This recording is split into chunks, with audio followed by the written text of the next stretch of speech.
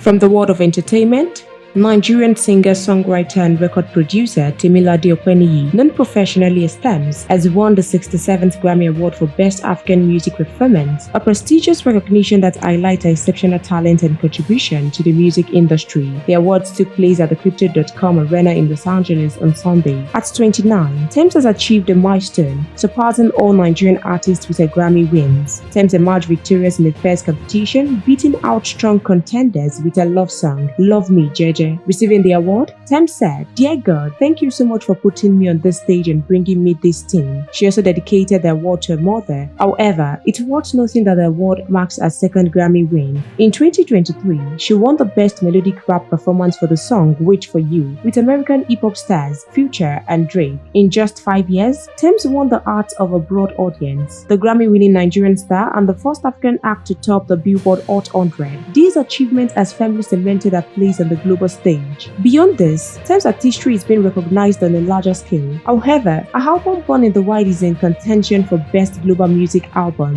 For more entertainment news stories and exclusive videos, please stay tuned to NaijaNews TV.